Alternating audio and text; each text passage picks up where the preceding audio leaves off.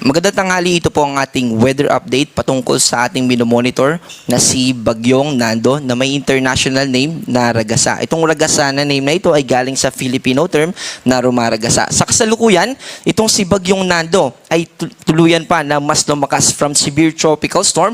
Ngayon ay typhoon category na siya nung 8 a.m. kanina umaga. At ito ay nasa 775 kilometers east ng Central Luzon. Ito ay may taglay na lakas ng hangin malapit sa mata o sentro ng bagyo na umaabot ng 120 kilometers per hour at pagbugso o bigla ang paglakas ng hangin sa paligid nito na umaabot ng 150 kilometers per hour. Generally, gumagalaw ito pa northwest papunta dito sa extreme northern Luzon sa bilis na 10 kilometers per hour. Sa mga susunod na araw, nakikita din natin at oras yung posibilidad nito na maging isa ng super typhoon. At pag nangyari po yun, ay magtataas tayo ng up to signal number 5. Yun po yung pinakamataas natin na kategory at signal in terms of winds. Samantala, kasabay nitong paglapit nitong si Bagyong Nando ay yung epekto ng habagat o yung southwest monsoon. At habang lumalapit siya, dahil counterclockwise itong pag-ikot nitong si Bagyong Nando, ganun po talaga yung ikot ng mga bagyo, ay na-enhance niya o nahihila niya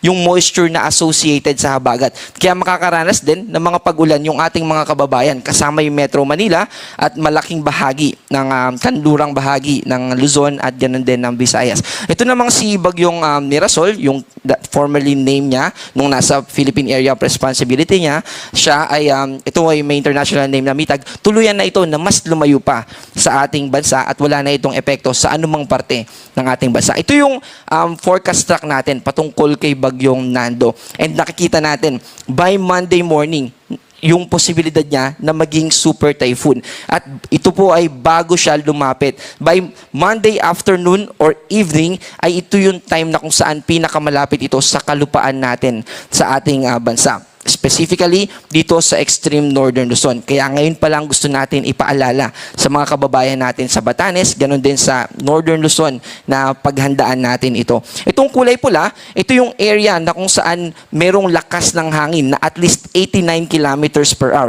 At yung dilaw naman, ito yung may lakas ng hangin na at least 39 kilometers per hour. So dito rin po, ito rin yung ginagamit natin habang papalapit siya, basihan natin sa mga mag-extend ng wind signal numbers. Sa kasalukuyan ay wala pa rin tayo nakataas sa signal number 1 pero mamayang hapon ay tataas natin sa signal number 1 yung Cagayan Valley region, yung extreme northern Luzon, kasama na din yung northern part ng probinsya ng Aurora. Again, yung pinakamataas natin na signal number ay number 5. Ito po ay by Monday